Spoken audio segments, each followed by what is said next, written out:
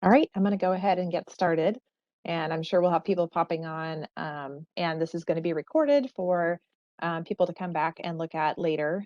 So I'm hoping that some of you have come with questions for me to answer. I am going to cover a few things, but first let me introduce myself. My name is Tracy Rebstock. I'm a research archivist here at the Washington State Archives, and I am the State Archives is actually a division under the Office of the Secretary of State, and we collect both state and local government records. We do have 5 branches in total throughout the state, one in Bellingham, one in Bellevue, one in Ellensburg, one in Cheney, and this one here in Olympia. The ones spread out throughout the state collect the local records, so it's closer to where they were created, so it's easier for people to have access to them. And then we also have our digital archives where we host a lot of our digitized and born digital records for people to access. I have Jameson here as my co-host, and he is going to help me with the questions and things like that. So if you have questions, you can put them in the chat, and then I will circle back and answer those. And then, of course, as we're going, if you have a question about what I'm talking about, you can use the raise your hand function, and I can call on. You can ask me the question. I'm going to cover some information about some new things that we've been getting at the archives and how to access us during this time. A lot of repositories have been closed due to COVID, and some of that has stayed in place. But our facility has done some things a little differently, and I'll share that with you as well.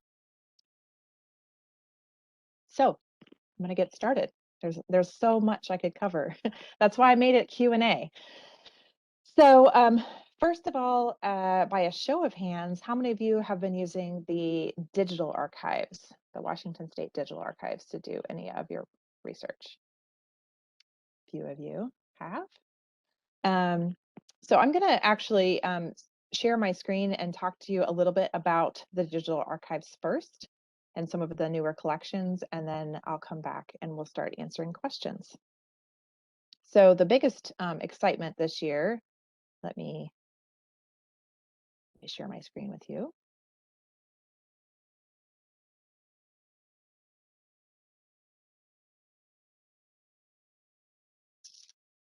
So the biggest excitement this year is that a lot of the vital records were released into the public domain.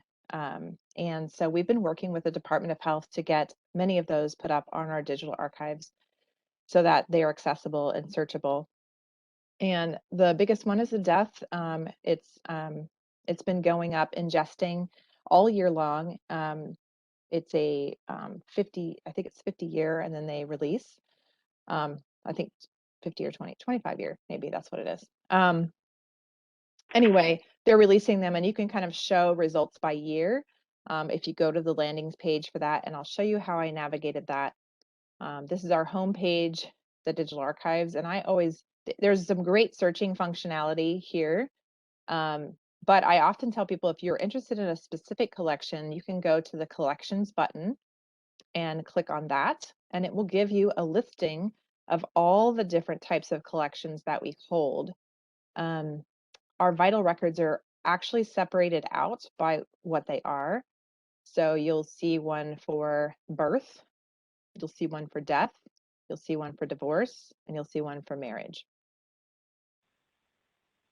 I'll go back to the death since that's where it's going. So if you click on the death records, you can actually see a lot of different ones. And before the law changed in January of this year, we mostly held records prior to July 1st, 1907. And many of them came from both county and city governments in the forms of a register or forms like returns.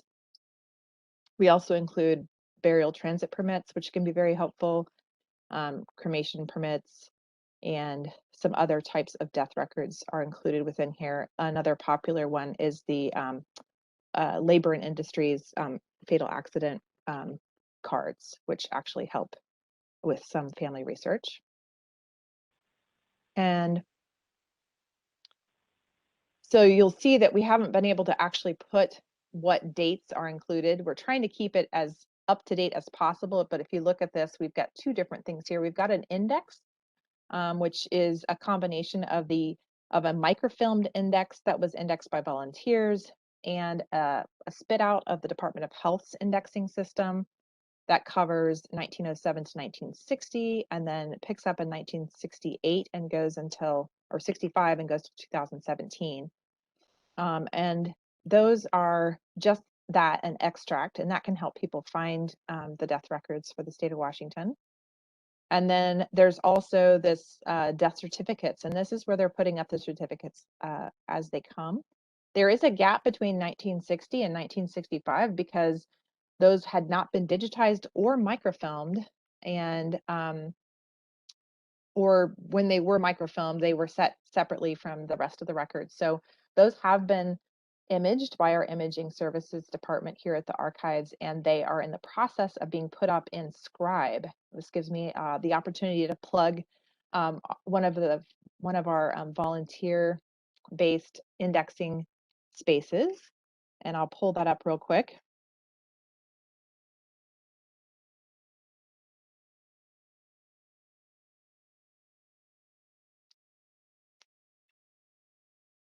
I can remember the landing page, but this is our volunteer program that we have that you can do anytime, day or night, in your pajamas, on your couch, whenever it feels good to you. A lot of people are very interested in this because they may be looking for something, they're waiting to go up on the digital archives, and this helps get those records up. You can create an account, and you can pick the type of program that you'd like to work on. And right now there are a lot of death records from the 1960 through 1964 they're going up, and we'll be adding the delayed birth returns here. I'm hoping at the beginning of the year. We finally got those digitized, and Jameson is sharing a link to that. And if you click on any one of these, you can actually take a look to see like what years are covered and where the gaps are. So we have usually a record distribution by year, and it'll show kind of where things are and how they're getting filled in. And the nice thing is as we change into the new year, a whole new set of records will be released, and they start ingesting those as well. It's been quite the project. We've been trying to give access as best we can. The Department of Health has not yet transferred the paper records because they are the most official certification for the state of Washington. So if people need those for legal reasons or for things like passports and Social Security and those different things, they still get those certifications from the Department of Health. But the certificate that they put online, you are able to just download a copy. So I'll give you an example. Hopefully I won't make this come to a screeching halt, but if I picked any one of these, I'll pick one from 64. It gives you some indexing information, and then it gives you the ability to download the image, and it pops up. And you can print that or save it to your computer, add it to your records. Does anybody have any questions about the vital records? This is one we get a lot of questions about, so I'm going to pop back out and see if anybody has any questions about that before I move on.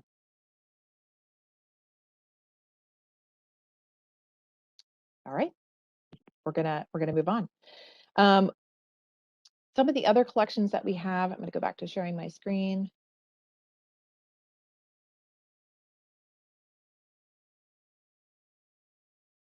That are really popular include the other vital records like divorce, birth, marriage. And I know for me, when I was working on my own family history, I hail from Ohio, and my parents were born and raised in Iowa. And for a long time, I just thought my whole family had always been in Iowa, but I found out through the digital archives that my grandparents were actually married in Washington. So I was able to look up their marriage certificate. Here it is from 1940, and I was able to load that up. And it turns out that my grandmother drove from Exira, Iowa, which is a tiny little town, barely a blip, barely population above 500 if you count the outlying farms. She drove her 1930 Ford from Exira, Iowa to if I say this right, Scapaloosa, Oregon, with a friend of hers to meet up with her husband to be, who was working at the shipyards in Bremerton. And so she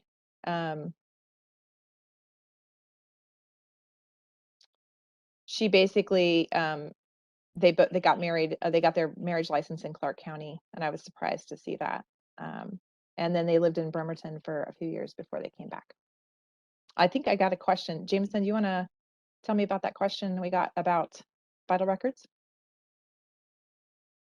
Let's see, we got a question from Roberta about what Western State Hospital. Is that the one you're talking about? Let's go for, yeah. Any questions we already have so far, let's do it. So what's the one about Western State Hospital?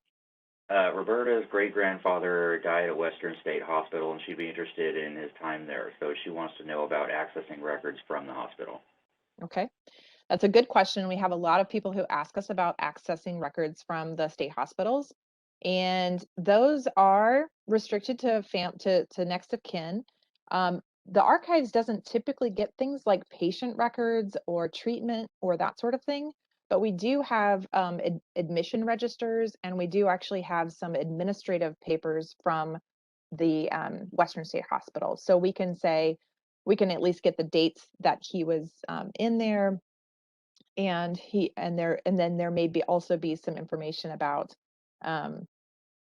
there was a lot of people like to look at the annual reports from the hospitals to kind of tell what was going on in the hospital and what sorts of treatments they were giving, just as an overarching view of that.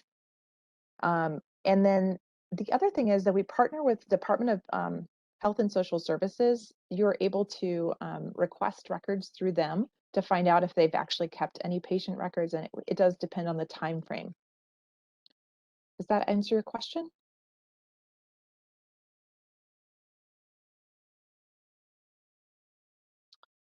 So the restriction part will depend on if there's actually patient records, and if the patient records do exist, you have to prove that you are next of kin.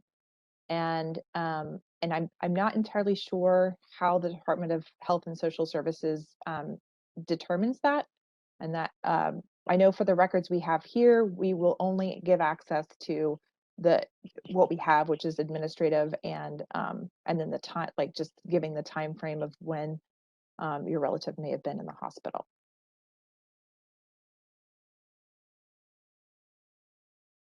Does that kind of help? And I can also, if you're interested, you can shoot us an email. I'll give you the email address, and I'll have Jameson type it in. The email address is research@sos.wa.gov, and we can kind of give you a breakdown of what we're able to provide, and then where else you can get records that can be provided.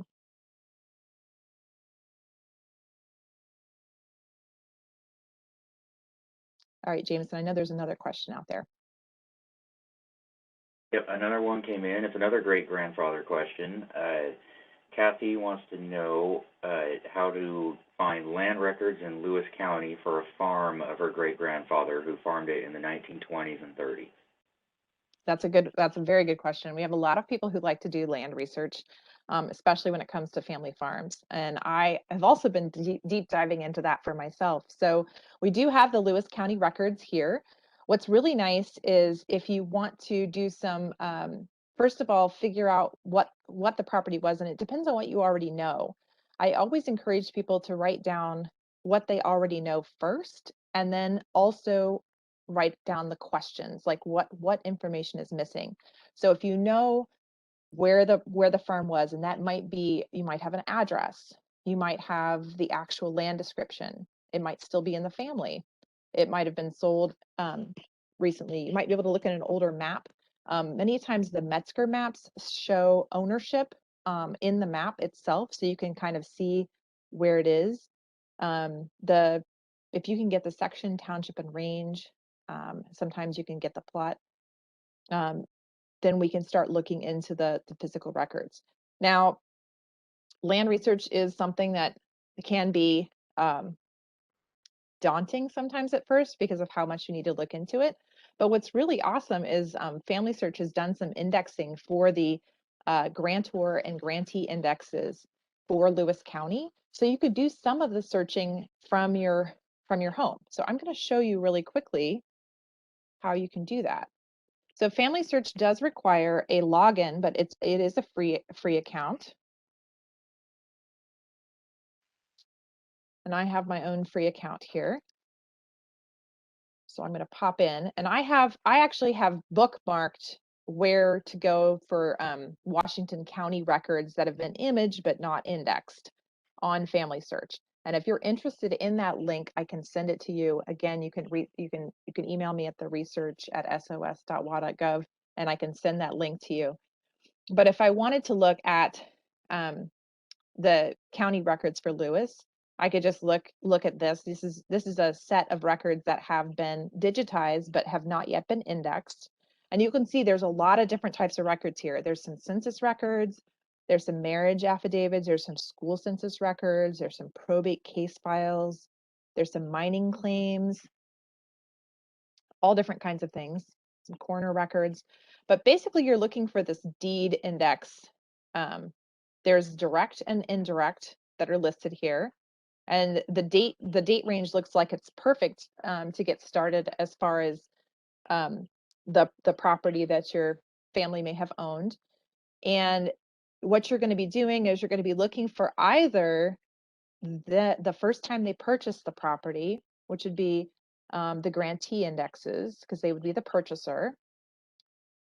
And you would look, this is by alphabet, I call it loosely alphabetical. So of course, this isn't super simple as far as looking it up is concerned, but you can, let me try to find the indirect here real quick and kind of give you an idea. So let's say we were looking for someone with the last name of Clark.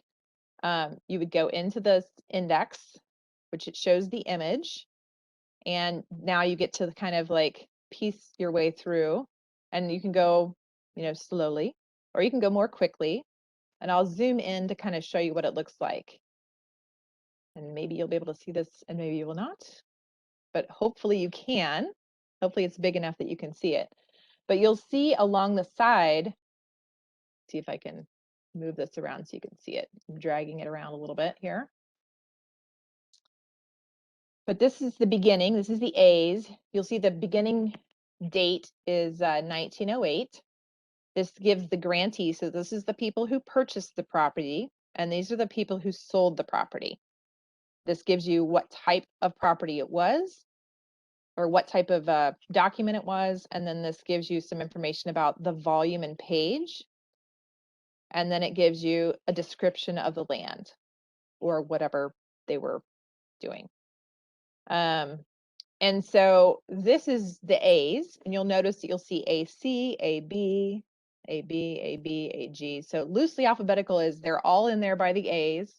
The second letter, that's neither here nor there, and it's mostly chronological after that, basically going all the way through. And you can skip around.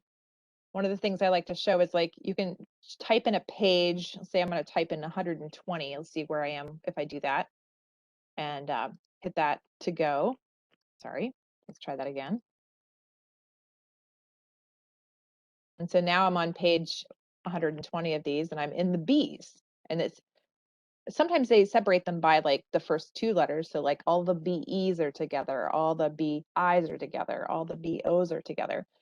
And then you can go through and you'll see that they're handwritten. And you guys already probably have the mad skills to read this. There are some people that is becoming less of a thing for.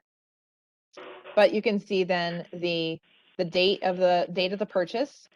And then once you have this, you can note the volume, which is listed here, and the page, which is listed here. And then you can email us and get a copy of that document. The other option is you can come into the research room and we are taking appointments, and we can pull the physical volumes for you, and you can search them. And you just give us the last name, like the first letter of the last name and the date range you're looking for. We'll pull those volumes and you can search through that. And we take appointments. We're open Monday through Friday, 8:30 a.m. to 5:30 p.m. to 4:30 p.m. And we take appointments so that we're able to social distance in the research room. We do require that you wear a mask when you're in our building. Um, and we try to keep the space um, so people can come in and review the records. A lot of people like to look at the big old volumes, but some people like the convenience of being able to sit at home and kind of piece through this. I worked with a gentleman not too awful long ago who had just purchased a farm that had been in a family for a very long time. And it was original land patent is where it started. And he was able to trace all the history of all the different deeds of all the different land transactions. And so he sent me a list of all the deeds, and I was able to, it took me a little bit of time, but I was able to actually find them and scan them and send them to him. All right, Jameson, do I have any more questions? No more questions have come in quite yet, but Okay. a question about your last answer to the question. Did you cover about finding land records when you don't know exactly where it was? Oh, if you don't know where the land was, like as far Yeah, as, I actually recently had in my own family history, I had a great uncle and aunt who had a plot in, I knew which county it was in, but couldn't figure out exactly where it was. So okay. I contacted the Northwest branch and gave them what I know, the names and time frames that I was pretty sure that they owned the farm, and the archivist there was able to find exactly where it was.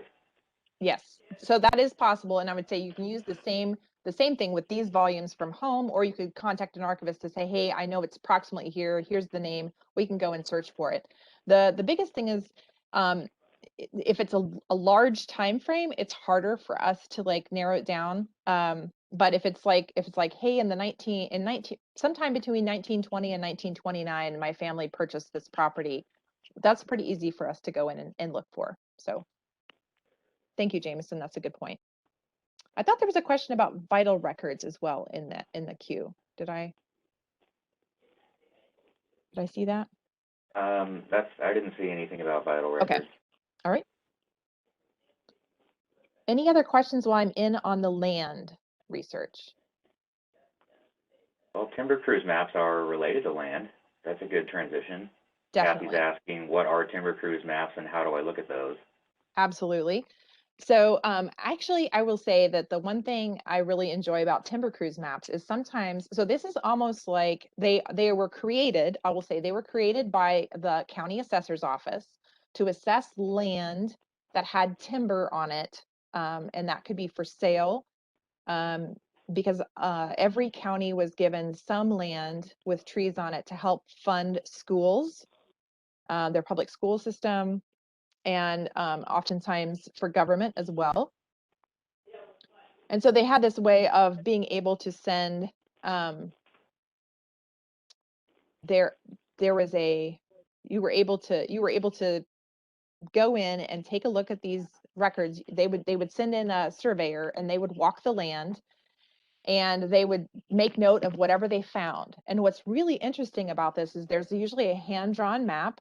There's usually some commentary by the surveyor, and then it tells how much has been either was already forested, was needs could be forested, and how much they think it's worth. And what's really neat about these is depending on the county, um, some of them are very detailed, some of them are less detailed, but some of the ones we have for like Lewis County, Mason County, Grace Harbor County, Pacific County, they show like footprints of old schoolhouses, old homesteads, cabins, um, old sheds. Sometimes they'll note if there's a barn or a farm. We worked with a researcher in Grace Harbor County whose family had a dairy farm for a really long time, and the earlier farm showed up on a timber cruise. So you could see how the land evolved over time. So it's a very specific capture in time. So usually those timber cruise maps that are really detailed are from about 1909 to 1911, but it can show stuff that was on the land earlier. And then I thought I saw a question about a waiting day period. Jameson, will you? Yeah, there is now a question about vital records. Real quick, before you move on to that one, do you want Okay. to open it up to see if anybody does have any additional questions on land records, Oh, yes, yes. Does whether anybody else about have? finding or timber Yeah, cruises, either one? right. Yes, let's ask. Does anybody have any additional questions about land? I will say the other thing that you can do if you're not sure, if you know approximately where your family had land, but you're not entirely sure, you've got it narrowed down at least to the right state and maybe the right county, is again those Metzger maps are really valuable. And a lot of times your local public library or the state library has copies of those Metzger maps, and they can show you because they'll often have the owner's name of the property at that time in the map. And you talked about how to look at timber cruises, right? I did not. So let me put that in there. So if you want to look at any timber cruise maps, these are often it depends on the county. It tends to be more counties with trees than counties without trees. So just think about it in that way. And you can contact us and let us know if you know the section, township, and range of the property. Then we can look at that. Or you can also give us as much information as you have, and we can kind of figure that out between maps, and then scan and send you a piece from that. So we can either retrieve it and scan and send it to you, or you can come in and take a look at it for yourselves. All right, so the question about vital records and the 7-year waiting period, Carol would like to know, are there waiting periods to obtain certified vital records? Some states have 70-year waiting periods. Okay. So as far as I'm aware, the state of Washington, you can order a certified copy of your vital record from the Department of Health. I do not know what their turnaround time is, but as far as I'm aware, you can usually order it and get it within a certain amount of time. I don't know if COVID has changed the waiting time for that. But if that is of interest to you and you wanted me to check with our Department of Health, I'm happy to be a liaison. And if you shoot me an email, I can contact. I work really closely with the Department of Health, especially given this project where we're trying to get a bunch of these records out online. I can find out what their general wait time is. Um, and then I will say that for birth records, they're releasing them after 100 years, and they're going up on the digital archives. And I think for marriage, birth, and death, they release them after, I think it's 25 years. My memory is off today. I just What saw about coroner records, Roberta coroner asks? records. Okay, that's a good question too. So we have some older coroner records, and if they're over 100 years old, we are happy to release those to you. We usually work with the local coroner's office to see what their comfort level is in releasing those records. And most of the time, most of the counties have been really they're very excited when genealogists contact them about wanting to see the coroner records. So they're usually really good. It depends on the county and it depends on the medical examiner of that county. But if it's something more recent that you want to look at, usually ask them to, they usually ask that you contact them directly and work with them, and then they will work with us. So they kind of work as a liaison between the archives and their office. And if the records, I know specifically for Spokane County, the Spokane County Medical Examiner's Office and our branch at Cheney, they work together on providing records. The records are being held at the archives, but the medical examiner helps with the access and determining which things are restricted and which things can be released. Okay, we got a question from Kathy about the Smith building, but the question from Claudia that came after is a little more related to what we're talking about already, so we'll circle back to the question about the Smith building.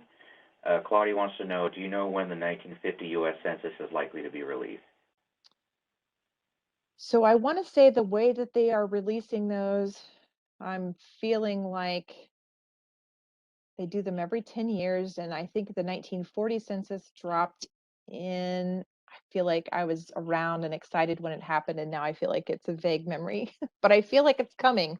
They typically release them um, every 10 years. And I think we're coming up on a 10-year marker,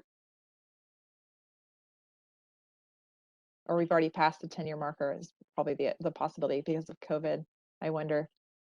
I believe that that census will be available in April of next year. That's I thought I'd heard that it was going to be coming at the beginning of 2022 at some point. So maybe yeah, April 2022. Good Okay, question. now Kathy's question is another great-grandfather question. She says her great-grandfather was an elevator operator in Smith Building in 1905, according to Seattle City Directory. I believe this is before the Smith Tower was built, which it was. So how do I find out what building this was? So um, I'm assuming there's an address to the building in the directory listing. And I know that sometimes they don't directly translate, but often what they have is a reverse directory for different time periods. Sometimes you'll find that in the genealogy section of the library, and I'm assuming the Seattle Public Library has that in their collections. Um, but you can double check with them or double check with our state library to see if they've got it as if they've got a reverse directory as well. But oftentimes you can actually see about the address, see about what else was around the building at the time. Um, the reverse directory gives everything by address, and so you can kind of see what's listed there. The other thing is you can look at an older map of the city. And I will say the Seattle City Archives is a really incredible, very friendly archivist. They love helping people with those requests. And that's probably the first place I would go to ask questions about the older buildings or different buildings and building locations in Seattle.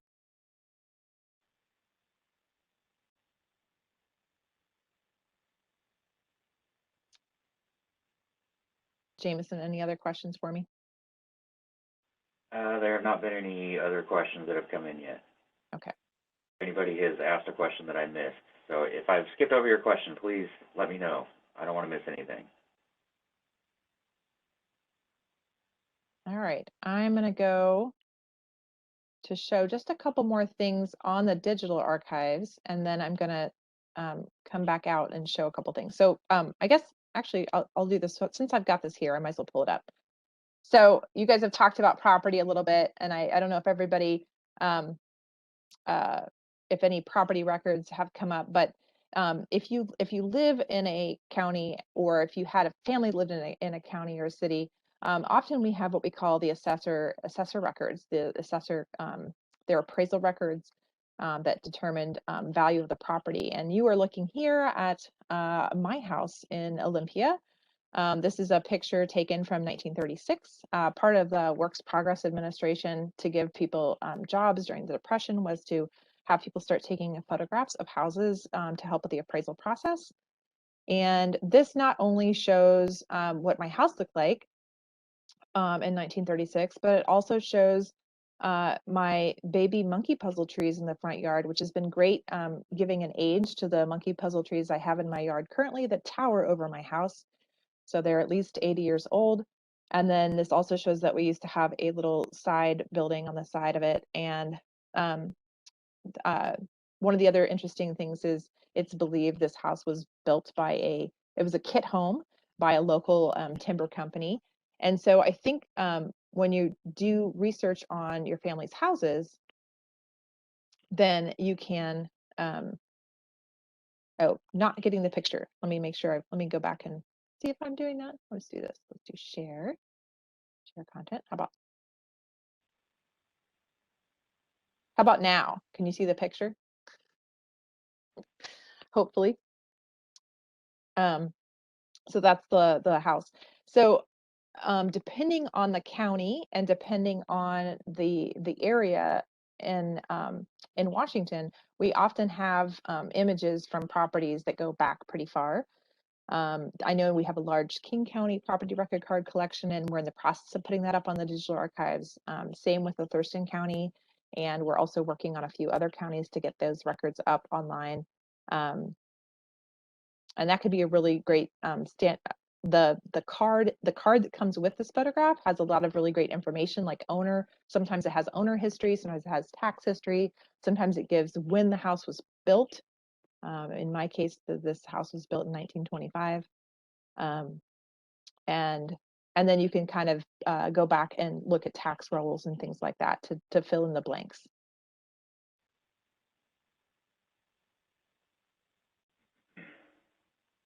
All right, I'm going to stop sharing and come to me and see if there's any. We still got some time, so if there's any other questions, or I will continue talking about things that we have. Feel free to stump the archivist. This is your opportunity. Well, a few minutes ago, Ryan Donaldson gave his endorsement of the Seattle Municipal Archives about your recommendation on looking there for building records. After that, Carol wanted to know if the State Archives collects any church or church membership records. So we do not often get church or church membership records just because they mostly, at least for here, for the archives, we are a state and local government. That's the number one thing we collect is state and local government records. And so sometimes we might get private collections, but they usually are because they are from a former legislator or someone who used to serve in like as a mayor or a city council person or something like that. But I will say that if a church has is no longer in existence, often if it's part of a larger church system like a Catholic system or Methodist or Lutheran, they may send those records off to their headquarters, and that becomes part of their archive. Or oftentimes they will leave their records with a local historical society or local genealogy society. So it's good to check in with those local societies to find out if they've gotten the church records or not. And it would depend on their records. There are a lot of churches who are independent and they don't have any larger hierarchy, so they often will just try to keep them closer to where they were created, and they'll hand them off to a local historical society or museum. Circling back to the pictures, it seems that some people are having a problem viewing the photos past the marriage record. Once you had moved past the marriage record, I believe you were talking about the records for your house. The house, they were got either it. not showing up or they were delayed in showing up. Definitely, yes. I was not sharing it, and then I think I saw somebody ask me where does that record come from, and it's the county assessor's office is the creator, and you can usually some of those county assessors have transferred those to our different archival branches, and you can check in with us to see which ones we have. And then others are still with the county assessor's office. And then I thought I saw someone pulling something about divorce records. That's the most recent one, but real quick, Claudia would like to know what date range the assessor records are. So it depends on, so for Thurston County, I can tell you that the date range is roughly 1936 to 1996. And that's a rough estimate. Most of it is 1970 to 1996, but some of the houses, the thing is they wouldn't take a new picture if the house didn't change significantly. So the picture of my house, my house pretty much looks the very same as it did, minus there's no side building. So they didn't take a new picture of it. So that 1936 picture lasted all the way up until 1996 when they transferred the records to us. Other counties, they will tape a new picture on top. And these records were not always considered archival. Sometimes they were considered what they call a working record. So you'll see things crossed off. And I was actually scanning some for Lewis County for Centralia. And there was an area where they put in a new shopping center. I say new. They put a shopping center in the 1970s, and they removed all the 1920s and 30s houses, and so you have these pictures that have like a giant like mark through them, but it still shows the house and what it looked like. And we have similar records like that for like houses that were moved to make way for like I-5 or I-90 or other highways where they widen things and they they took down the houses, or in some cases, they moved the houses. And so it shows where they used to be located, and then where they ended up. It's good questions about houses. And Kathy asked if you could tell again what kind of records those pictures were. Is there something more specific than they were assessor's records? They are considered real property assessment cards. They can be known as field book cards. They can be known as property identification cards. They have a lot of different names depending on the assessor's office. Good question. Roberta is asking about divorce records. She says she contacted a county record, but they were not helpful. I will say that there's a couple things. I always recommend, so the county is the official record holder for divorce records for a certain period of time. And then in 1968, forward, the divorce record became under the jurisdiction, at least the divorce decree came under the jurisdiction of the Department of Health. So if you're looking for a divorce before 1968, there's no statewide index, and you have to know what county the divorce is in. They do have indexes for those, but what's interesting is they were under civil case files for a very long time, and then at some point they switched them over to be called domestic case files. So I think sometimes when you're working with the local county clerk's office, it depends on the county clerk's office. So I always like to tell people, be patient with them. Sometimes the county clerk's office is 2 people, and sometimes it's 50 people. And if it's a 2-person operation, they are juggling a lot of things. And so sometimes when they're asked to do research, they're kind of like, it depends on the day. So sometimes it behooves you to sometimes, walk in with a box of chocolates and be like, I'm really patient. I'll wait as long as I can. That kind of thing. Or you can contact, some of our repositories have indexes for those, and we can at least look up the index so that when you go back to the county clerk's office, all you have to do is ask for the case file number. Because I think the hardest part is for them is if it's not in their database, they have to go through paper records to look for the case file numbers, or they have to go through microfilm to look for the case file numbers. And some of them don't have microfilm readers anymore. Some of their microfilm readers have given up the ghost. I don't know when the last time you've used one of the old-timey microfilm readers is, but I will say that some of them are dying, and the repairs for them are not happening. So there's a lot of different reasons why that can happen, but I always encourage people to reach out to us to see if we have indexes available for the time period you're looking at. But I think the biggest frustration can be if you're looking for a divorce in the state of Washington and you don't know the county, that can be really hard. I know that I was helping a researcher, and she was very sure it happened in Thurston County, and I looked in Thurston County over and over and over again.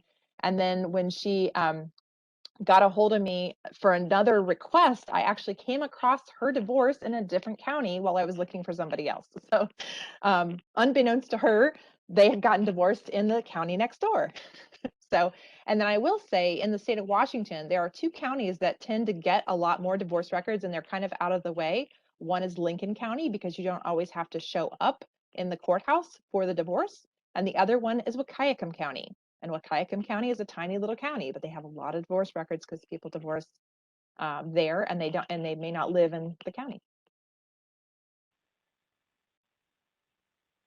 So our next question is about oral histories. Ryan says that the Bicentennial Oral History Program has been really helpful in his family history research, and points out there's only 3 digital collections available on the digital archive, so wants to know if there are any additional oral history collections that might be useful in family history. His question is specifically about King and Kittitas County, but maybe we can answer that about more than just that area. So there is a it was a large, the oral histories you are seeing, the one specifically, the Black oral histories, is part of a larger program that happened during the bicentennial, and there are a ton of oral histories, and we are in the process of getting those digitized and putting them up on the digital archive. So you will see a lot more of that coming up. If you're interested in looking into the materials for those oral histories, we do hold those here at the State Archives in Olympia. And I don't remember if we have a finding guide for it or not, but if you email us, I can give you a list of how many we actually have. There's quite a few of them. It was a big project that was done at the bicentennial, and you will keep your eyes out. That's the one thing about the digital archives. There's always new stuff going up, so it's never a this is one and done sort of situation. So, and then for the Hanford Health Initiative, there's been some more done with that as well, and so you will see more of that coming up throughout the day throughout the days. We have some people working on that in Eastern.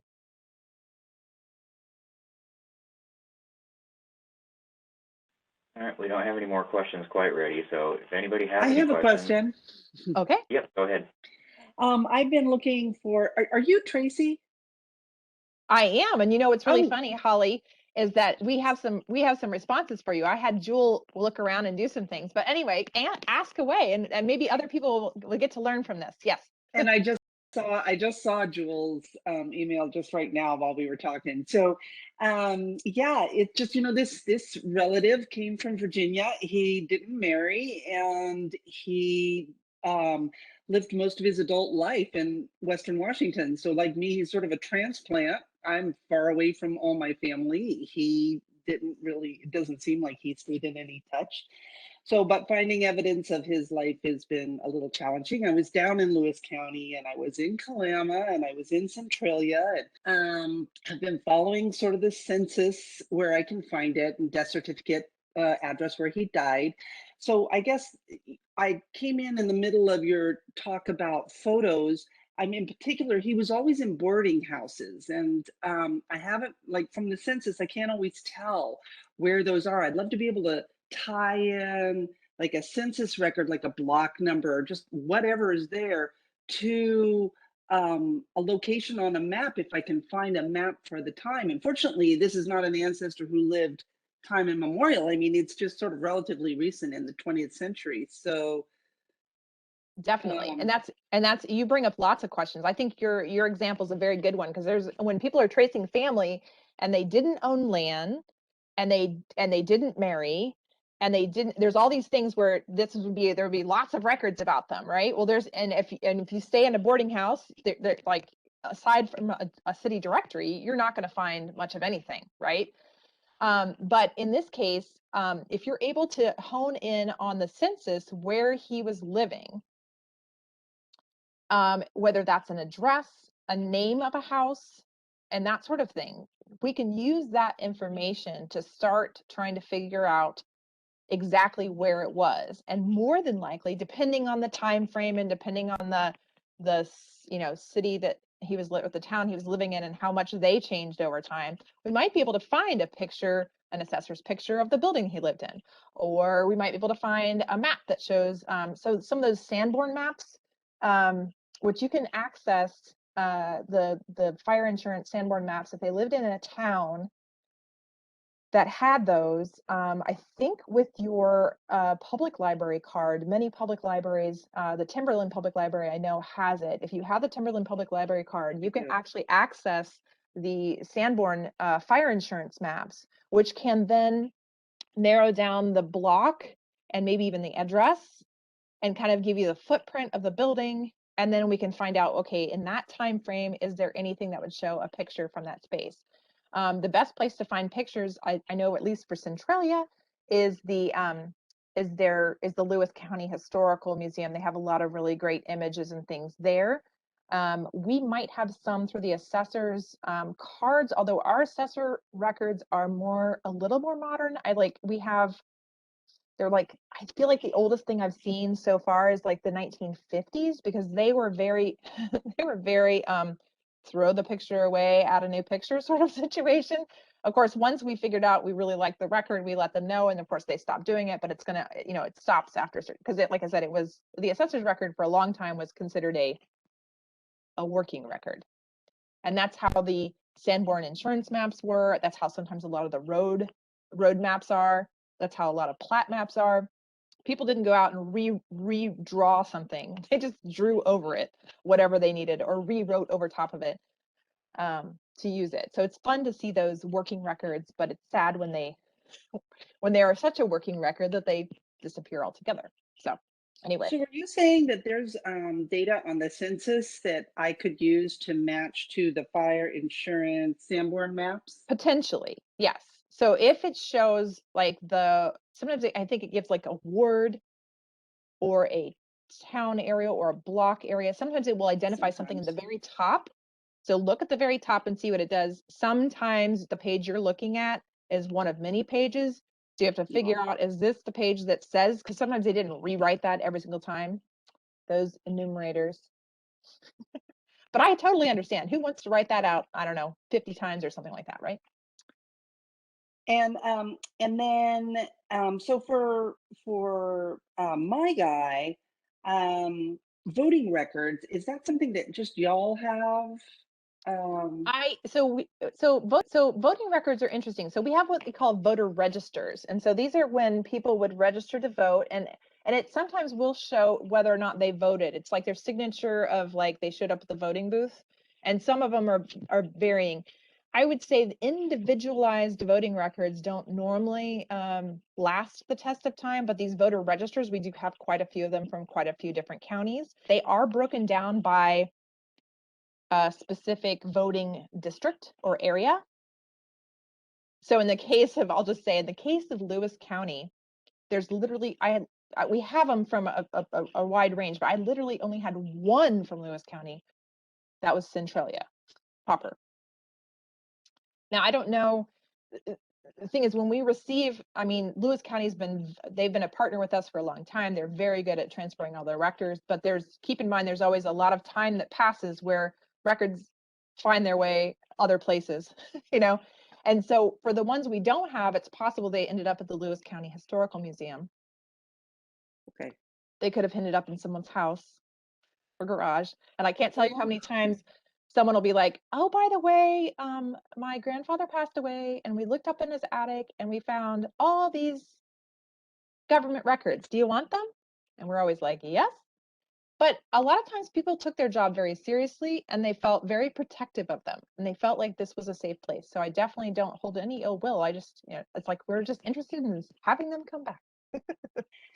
Tracy, I also I was and then this can be my last. I could ask questions forever. I just want to ask one more because I was at the Lewis County Historical Museum and really didn't know what to ask for, but the curator or the director or whatever did find an obituary from the Chronicle. So when I tried to look up the Chronicle, I wasn't able to find anything digitized, but somebody told me it exists, and I was just wondering, is that something I should just email you about, or? You can email me and I can see if I can find out where. So there's a lot of digital projects out there. If you have a subscription to newspapers.com, that's pretty easy to do. Our state library has a lot of them digitized and a lot of them on microfilm. So if you wanted to go and take a look and peruse through and find the actual article, you could do that with them. And they do take appointments for researching at their facility in Tumwater. And then for older newspapers, Chronicling America has done an incredible job of digitizing some of the early newspapers, like early newspapers in Washington that are kind of one-offs. So. And I did look at the Library of Congress, the Chronicling America. I couldn't find it there, but anyway, I'll just email you with some of those. Absolutely. Those questions. Thank you. Mm-hmm. All right. Jameson, I saw some questions popping in. You're muted.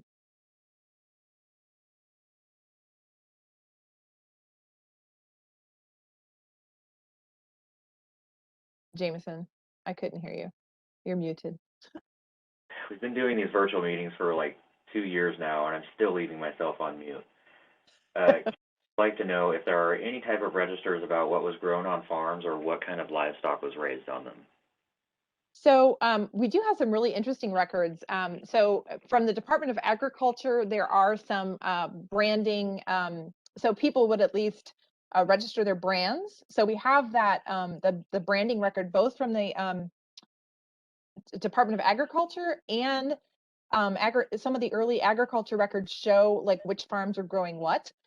There was this great program that they did at the 100 years mark, and I think they're coming up on they did it for the 125 as well, the Century Farms, and they digitized their book, and they have it available online, so you can kind of take a look to see regionally what was grown where. The other thing is, and they also did reporting on who grew what where, not down to a specific family farm necessarily, although sometimes that does show up depending on how big the family farm was in the industry, like as far as dairy farms and stuff like that.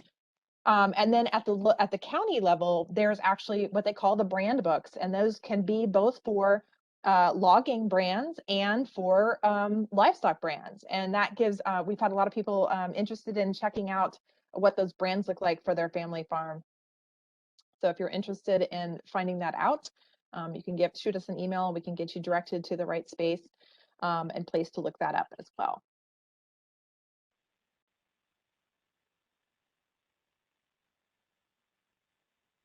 Looks like we've got a couple minutes left. Is there any other questions I haven't answered?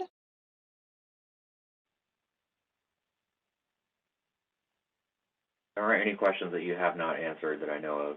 But if Okay. anybody has any questions, feel free to enter them in the chat or to go ahead and unmute yourself and ask a question. I will say that I'm curious about the interest in having more webinars like this, where they're more Q&A. If they're of interest, do you think there's other people that are interested in this type of style? I feel like sometimes I can talk ad nauseum about all the information we have, but I definitely want to make it helpful to everyone else as far as figuring out what we have and how to access it. And I love having the Q&A style, just because I feel like that way, if anybody watches it, anybody can learn from it. And I always feel like there's way more questions that people have than than I can possibly think up in a session. So thank you all for your participation.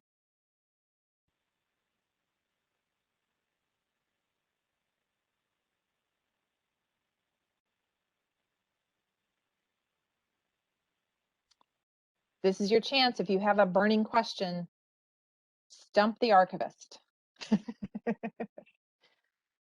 I love the chance to ask you directly. So thanks for making yourself available. All right, thank you. Carol says thanks, and please do this again. I've been wondering if this is something I should do quarterly or monthly, or I love doing stuff like that. My passion is connecting people with the records that we have. So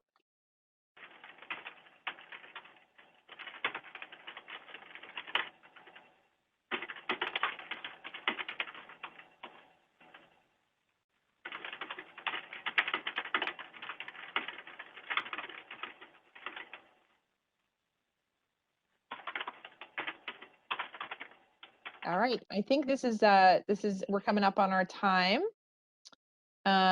Jameson's put in my direct email. We have the research. I always recommend people use the research email, because if I'm not around, one of my team can help. There's a group of us that work on the research questions. Also, this will be probably up where people can view it and possibly see it later. And like I said, I've been considering doing something like this that might be helpful to connect people to the information that we have. So anyway, thank you all so much. Do we have anything else, Jameson? Are we good? Real quick question. Are you located in Olympia? Is that where everything, when you say go check the archives, that's where I would go? We are one of 5 locations. So Okay. we have a branch system, but most of what you're looking for, Holly, is in our branch in Olympia. Okay. And just contact us and set up an appointment, or just contact us like you have, and we will get you connected. Awesome. With the stuff. Thank you. You're welcome. All right. Thank you so much. Goodbye, everybody.